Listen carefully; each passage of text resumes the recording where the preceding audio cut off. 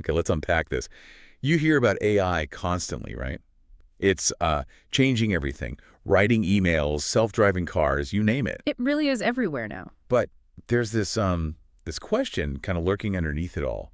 The hidden cost. You mean the energy? Exactly. How much energy does it actually use? Uh, And maybe, just maybe, how much could it save? That's the big one. And for this deep dive, we're looking at a really key source trying to answer that.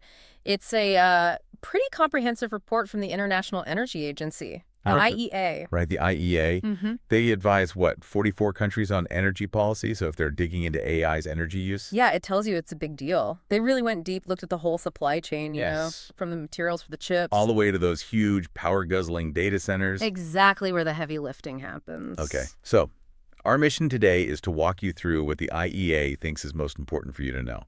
We'll explore the, let's call them, dark clouds, AIs, rising energy demand, Yeah. and also the maybe surprising silver linings. Its potential for some really massive energy savings. It's definitely complex. You've got this fast-growing demand, but also these potential efficiencies. The implications, though, Yeah. huge. For grids, climate goals. How we power everything digital. Totally. So let's dive in. What did the IEA analysis actually find? Well, the report doesn't mess around. Yeah. Right away, the main point, AI's energy thirst.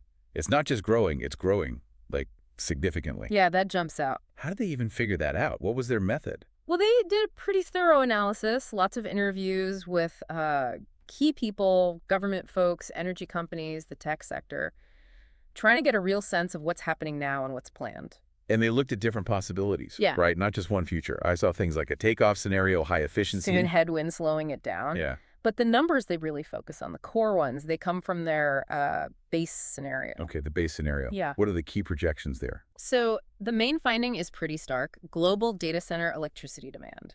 It's expected to more than double by 2030. More than double. Okay, give me the numbers. What are we talking about? They project it goes from 415 terawatt hours today. TWH, right? TWH, yeah. Up to a pretty hefty 945 TWH by 2030. Wow. 945 TWH. Just for data centers. How does that compare to, like, global energy use overall? Well, that 945 TWH on its own, it's roughly 2.5% of current global electricity consumption. 2.5%. And looking further out to 2035, their scenarios show this really wide range. Could be anywhere from 700 TWH up to 1,700 TWH. It's a huge range. Shows the uncertainty, I guess. Definitely underscores the potential for massive demand, though. And a lot of that growth is specifically tied to the AI hardware, right? Those accelerator chips. Absolutely. The report specifically calls those out. Data centers using these AI accelerator chips. Yeah. They project those specific centers will consume 4 times the energy they use today by 2030. 4 times. Because those chips are just so power intensive. They enable incredible computing, but yeah, they need a ton of electricity and cooling too. And this demand isn't spread out evenly across the globe, is it? No, not at all. It's pretty concentrated. Right now, the US, China, Europe, they have the most data centers, use the most power for them. Okay. And often these centers are clustered, Yeah. in certain areas, drawing power from the same local sources. The report says this is already starting to strain local grids. Training local grids. That's a serious issue. And the IEA points to where future growth will be concentrated too. Yes, they project the US and China alone. They'll account for a massive 80% of the global growth in data center electricity use by 2030. 80%. Just 2 countries. Yeah. They also mentioned Japan and Malaysia seeing strong growth, too. Okay, so that's the picture. Huge concentrated growth in energy demand, driven by AI data centers. Those are the dark clouds. But then the report really shifts gears, doesn't it? It talks about the silver linings. Yeah, and this is where it gets, frankly, really interesting. The report's clear. AI isn't just an energy user. It could be a major saver of energy. A saver. And they expect these savings to, really accelerate in the next few years. How does AI actually save energy? Where's the potential? Primarily by making existing systems way more efficient across lots of different sectors. Like what? Okay, think about renewables. Solar, wind. They're variable, right? AI algorithms can predict generation and consumption patterns much better. So making it easier to integrate them into the grid. Exactly. It makes it easier for grid operators to handle that variability or rely less on, say, fossil fuel plants that might be less efficient. And the numbers on that potential saving, they're pretty striking. They really are. The report estimates just extending the AI programs we already have. The ones helping renewables? Yeah. Increase renewable use by just 1% globally. Okay, 1%. That alone would cut CO2 emissions by 120 megatons by 2035. 120 megatons. Put that in perspective for us. Okay, so that 120 megatons, it's roughly 40% of the projected emissions from the data centers themselves in that 2035 base scenario. Wow. So a tiny increase in renewable use driven by AI offsets a big chunk of the data center's own footprint. Pretty significant, yeah. Okay, that's about making the energy supply cleaner.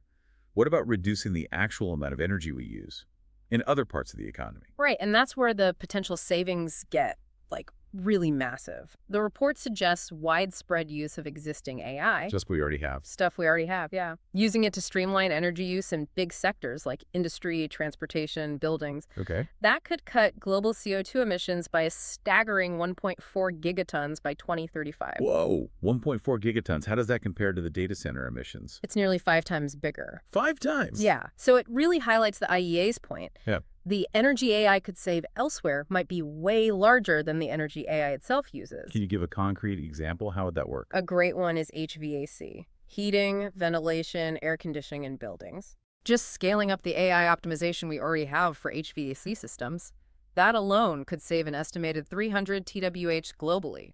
300 TWh. Wait, that number sounds familiar. It should. That 300 TWh saving. Yeah. Just from optimizing HVAC, it's about 1/3 of what all global data centers use today. That's incredible, just from HVAC. And imagine optimizing industrial processes, traffic flow, logistics.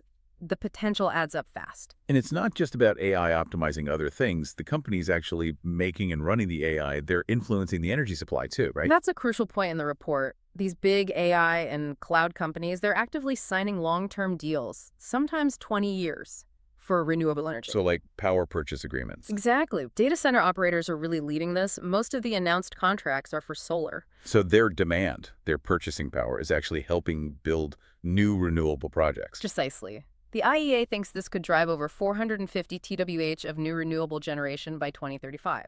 So while demand is growing, there's also this push from the industry to source it cleanly. Okay. And what about the AI tech itself? Is it getting more energy efficient? The report touches on that too. It expects the energy costs for training models, running inference, cooling, all that is likely to fall. Why? What's driving that? A few things. Trends in the AI models themselves may be using fewer parameters, more efficient algorithms. Or smaller task-specific models. Exactly. Plus hardware improvements, more energy-efficient chips, better cooling, and even how we use AI matters. Things like batch processing or running smaller models locally on your device instead of a huge data center. Right, less energy per task. Could make a difference over time. Okay, so we've got this really dynamic picture.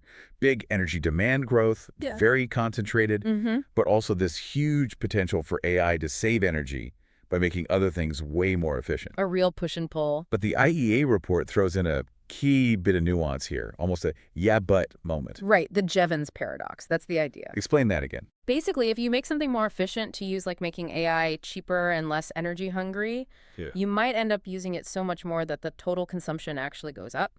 Okay. So ultra-efficient AI might just lead us to use it for absolutely everything. Potentially wiping out some or all of those efficiency gains just through sheer volume. Because it becomes so cheap and easy. That's the potential risk. It's a known pattern with other technologies. And speaking of patterns, the report also looks back, right? Puts this current AI boom in historical context for data centers. Yeah, that behind-the-news insight is important. Data centers were already growing fast before generative AI really took off. What was driving that earlier growth? Cloud computing, storing all our data, streaming video, social media, even crypto mining played a role at times. And was there a pattern to that growth historically? There was. Data center energy use doubled between 2000 and 2005. Then it doubled again between 2017 and 2022. Okay, rapid growth spurts. But the report points out these boosts were usually followed by periods of slower growth. Why the slowdowns? Mostly efforts to cut costs. Better software, more efficient hardware. Companies running these things have a huge incentive to lower their energy bills. All right. And the IEA authors kind of expect that pattern surge. Then efficiency gains kick in and temper the growth to continue this time too. That context is useful. It's not the first energy surge from data centers. And the report also mentions how tricky forecasting is here, especially with all the hype. Definitely. That we're thinking part highlights how hard it is to plan infrastructure investment for AI. Periods of fast growth often come with a lot of hype. Which can lead to overestimating demand. Potentially, yeah. They give the example of Microsoft reportedly canceling some big data center projects like 2 gigawatts worth after they went back and reviewed their forecasts. Shows even the big players are adjusting as they go. It's a fast-moving target. So wrapping this section up, why is this IEA report so significant right now? Well, it's really the first big comprehensive analysis from a major energy authority like the IEA looking specifically at AI's energy impact, both demand and potential savings. And the absolute core takeaway, the thing we really need to grasp. It confirms, using data, that yes, AI is set to use a lot more energy. We need to plan for that, especially for the grid in certain places. But, Yeah. and it's a big but, Don't worry. it also strongly suggests that the energy AI consumes could be dwarfed by the energy it saves by making everything else more efficient and helping integrate clean energy. The potential savings are huge. So what does this all mean for you listening? This deep dive into the IEA report, it really reveals this powerful paradox at the heart of AI and energy. Yeah, it's both this massive potential energy user and this massive potential energy saver simultaneously. We see those clear projections. More data center demand clustered in places like the US and China, straining grids. That's a real immediate challenge. Definitely. But then you set that against this, frankly, incredible potential for AI to unlock efficiency gains everywhere else, integrating renewables better, cutting energy use in industry, transport, buildings. The savings that the IEA suggests could be much bigger than the data center's own energy use. Potentially, yes, by a factor of 5 even based on their numbers. But then there's that twist, that Jevons paradox lurking. Mm-hmm. The worry that making AI super efficient just means we use it way, way more. So much more that the total energy demand still goes up, maybe even canceling out those big savings elsewhere. It introduces that element of uncertainty about the net effect long term. Which leads to a final thought for you to consider. We have AI's amazing power to optimize complex systems. We have that historical pattern of efficiency eventually catching up after growth spurts. Right. So which force do you think wins out in the long run? Is it inevitable that AI just means more energy consumption overall? Or could its power to make everything else run better actually lead to a future where, despite AI's own needs, our total energy use is lower? It's a fascinating question. What does that tension mean for how you think about using AI yourself, in your work, in your life? Something to mull over.